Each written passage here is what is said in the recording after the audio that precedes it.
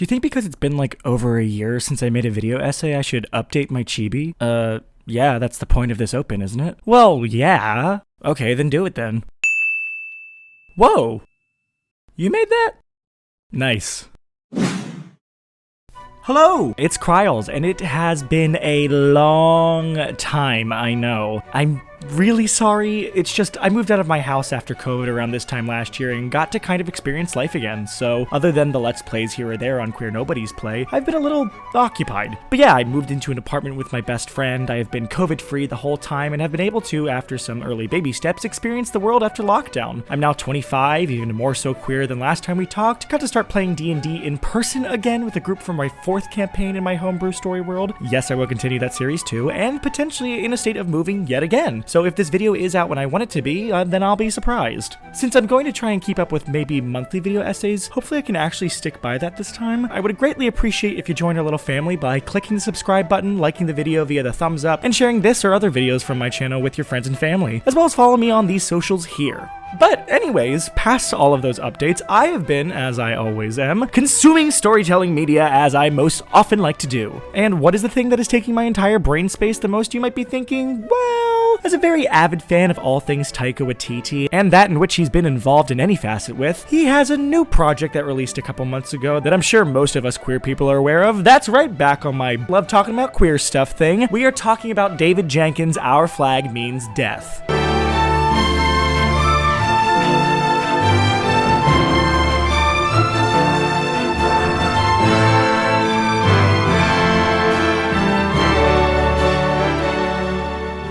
So I've seen a few videos so far on this show, either on TikTok or here on YouTube, but I, one, have seen way too many straight people instead of queer people giving their opinion on the show, and you'll see why I say that since most of the points I'll be giving are important to the title of this video, and two, do not hear a lot of people talking in general just how monumental this show is for these same reasons I'll be listing. However, before I get to all those ideas, let's have a rundown of what exactly Our Flag Means Death is about, so we can all be on the same page. Our Flag Means Death is a 2022 comedy series, specifically a romance comedy, and I'll get there, don't worry, created by David Jenkins and produced by Taika Waititi. The story of the show is loosely based on the life of the infamous pirate captain Stede Bonnet, aka the Gentleman Pirate. For brief real-life historical context, Stede Bonnet was a Barbadian aristocrat and landowner who was known for leaving his family behind in Barbados to pursue a life of piracy sometime between the winter of 1716 and spring of 1717. On his travels upon his commission-built ship, the Revenge, he encountered Edward Teach, aka Blackbeard, whom he ceded his ship's command to. From 1717 to 1718, he and Blackbeard,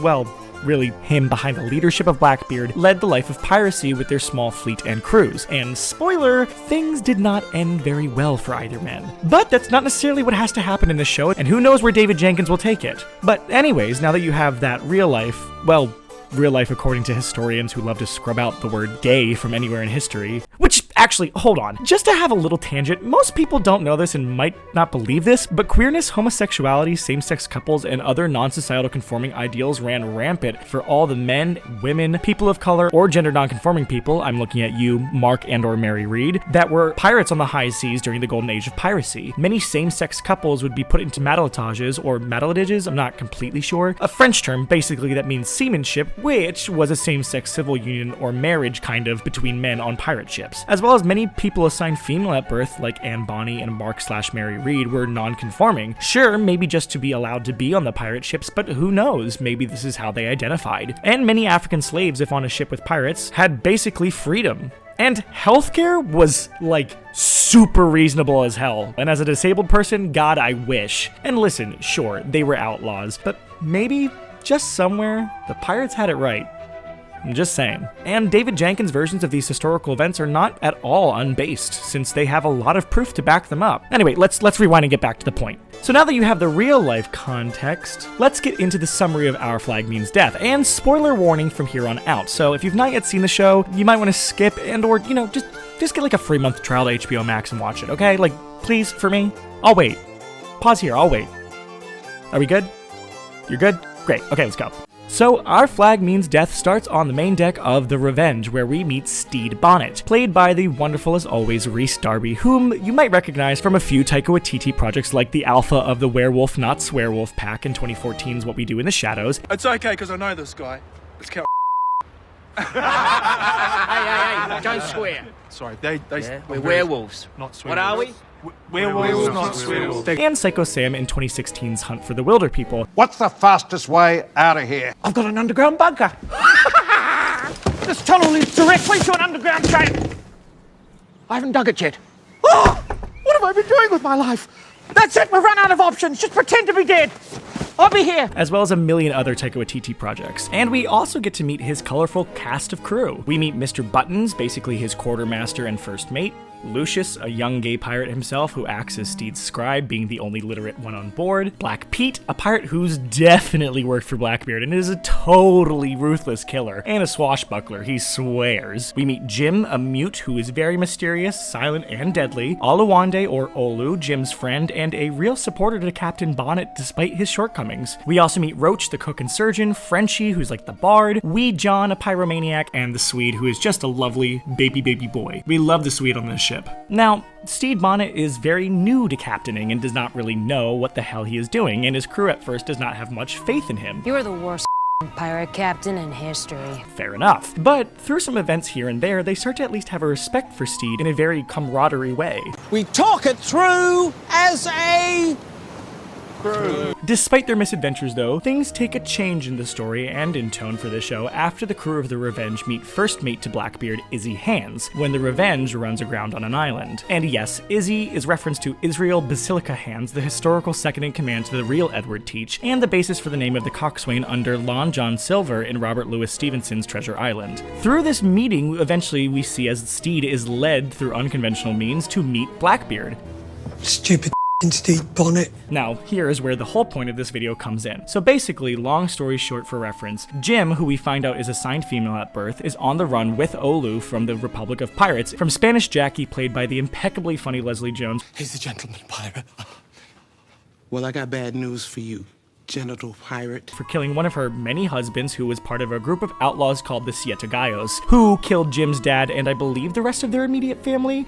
Anyways, Geraldo, played by the equally as wonderful Fred Armisen, another one of Jackie's husbands and another member of the Siete Gallos, with Jackie's help, sets up Jim, Stede, and the others to get captured by the Spanish army, resulting in Stede getting a noose around his neck and Jim having their fake beard and nose ripped off to reveal their disguise. But Blackbeard and his crew come in the nick of time to save them, all due to the fact, I'll have you know, by Izzy's jealousy in trying to make Blackbeard kill Stede in response to Blackbeard's constant intrigue for this so-called gentleman pirate. Which leads us right into Episode 4, Discomfort in a Married State, as well as Episode 5, The Best Revenge is Dressing Well, which brings in full swing attention and addressing to a lot of queerness on the Revenge and, of course, in Our Flag Means Death. So let me just run through them. In Episode 5, we learn that Lucius and Black Pete have already kind of begun a relationship, and everyone's kind of okay with that and is accepting of it. And when it is revealed, most of the crew, both old and new from Blackbeard's invasion, love you Fangod, you're the best boy, I love you so much, allow Lucius to draw them nude and appreciate their bodies. It's just fine, it's accepted. Actually, I think I'm just so, but I've decided to carry myself like I'm cute. We also learned that Jim, after the rest of the crew realizing the gender they perceived them as was not what they thought, is revealed to be non-binary, and despite their dead name or assigned gender at birth, they want the rest of the crew to just continue referring to them as Jim. And as a non-binary person myself, who uses they-them pronouns, hearing Olu and then eventually the others in this episode and onward just referring to Jim as they-them without Jim needing to explicitly say so just felt right. Thank you Vico Ortiz, David Jenkins, and everyone else involved for doing this. This was so special for me and I'm sure a lot of others. We also get to see that potentially, but to most of us queer folk I'd say obviously, not potentially, especially by the last episode of the season, that Izzy has unrequited love for Blackbeard. Much of the season can back this up, but most notably solidifying, before the season finale that is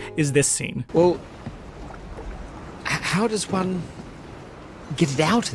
You're just gonna relax a little, and then you just gently tug. You ready? And God. Yeah. Oh God! Tiny tug, little tug. More.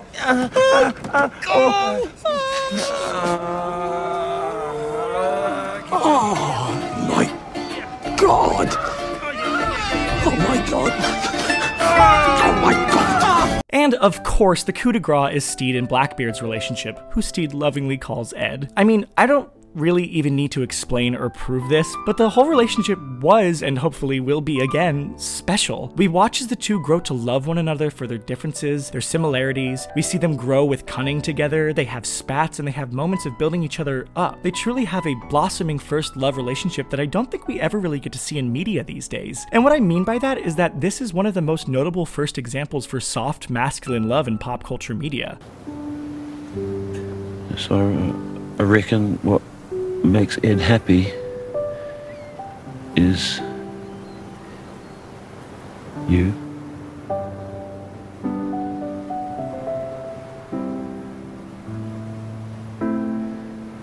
Well, that's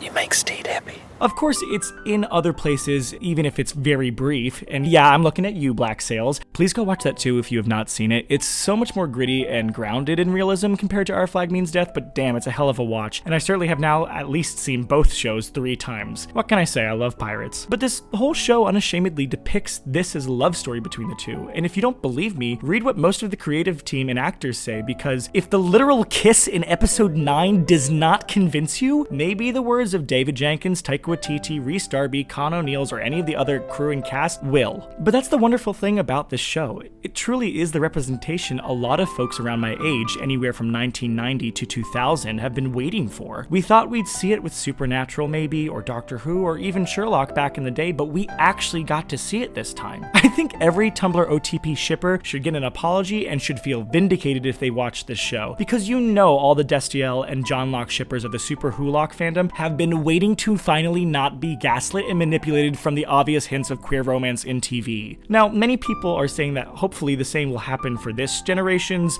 quote-unquote new Super Wholock, which is apparently Our Flag Means Death, What We Do in the Shadows, and Good Omens, which definitely have some hints. But that kiss in episode 9 of Our Flag Means Death just did it. It just did it. Like, the whole time, myself and my friends, when watching it for the first time, had like a 10-minute scream. We just didn't think we would see this come into fruition. It brought us to tears. But when I tell you that this was special, I mean it. This was so very special. David Jenkins, seriously, thank you. And to the rest of the cast and the crew, you are making and have made a huge impact if you do not yet realize. When I say as a kid, I wish I had the representation in as many ways as I've found and am finding with each rewatch of this show, I'm not kidding. The show, despite of course the heartbreaking cliffhanger that's making us all hunger for more, is a comfort show for me and makes me feel so seen. And I'm sure it's the same way for a lot of other people. And that is honestly, and I know I keep saying this, but special. Also, as a pansexual person who's flopped between labels of my sexuality when I originally came out and felt as though I was disappointing people and had to stick by one label and etc, aka the queer coming out experience, the scene between Stede and Mary reconciling with one another was just so delightfully surprising and nice to see. How does it feel to be in love? It feels easy. It's just like breathing. We just pass the time so well. I'd call those things love.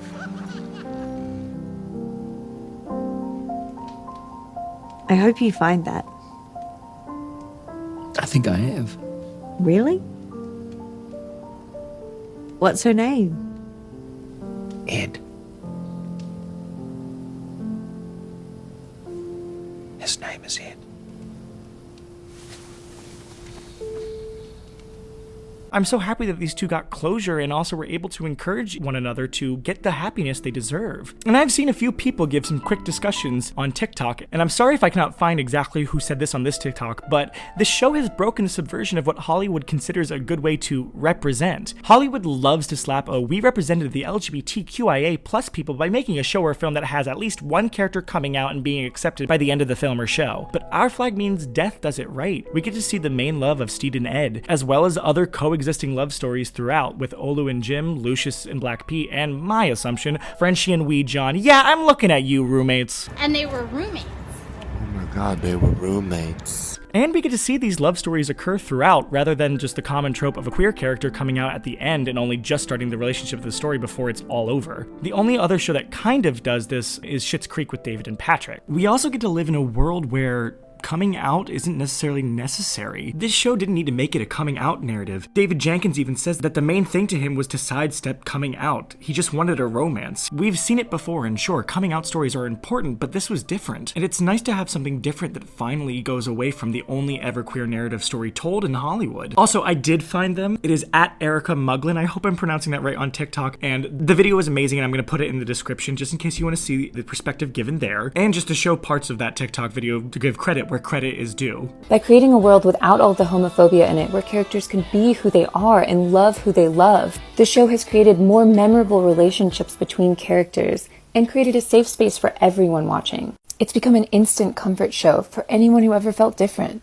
And that's why myself and so many others just want to watch it over and over again. Because though it is a very silly show about gay pirates, simple, radical acceptance of love in it is a world we want to live in, just for a little longer. This was a true, real love story versus the common one we always see of fighting to have your love accepted. We didn't have to see that, we just saw them having a love story. That's why Our Flag Means Death just hits right for people. And funny enough, when talking to family and friends who aren't queer and don't understand the queer experience, they kind of write it off as this show that is just, not much really happens. But I disagree. I think so much happens in this show, and it's so important. This, as my title suggests, is the win for queer storytelling, and I'm hoping it's opened up floodgates to allow more stories like this with this kind of representation to be shared in pop culture. Now, it has not yet been announced since my recording of this, but my optimism for the reception of this show is that it will be continued for season 2, and I cannot wait to see how the rest of this show unfolds, and I'm so excited as well as invested in each and every one of these characters and their stories, and I'm hopeful that there are even more nuanced queerness that will be shown. All I can really button this with at the end is,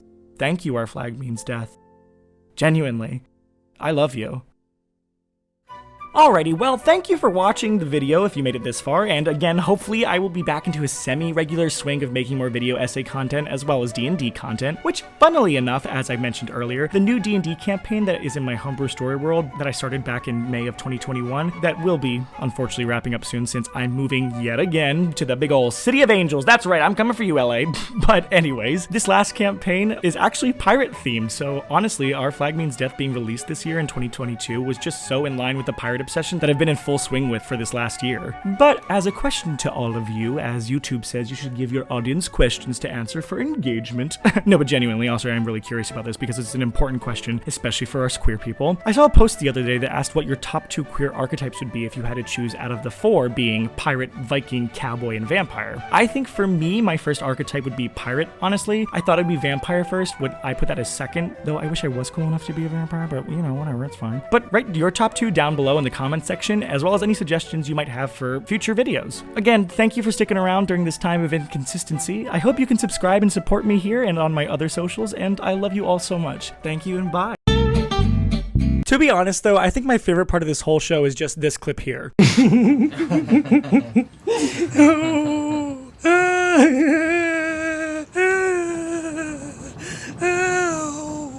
Oh, Daddy, Daddy.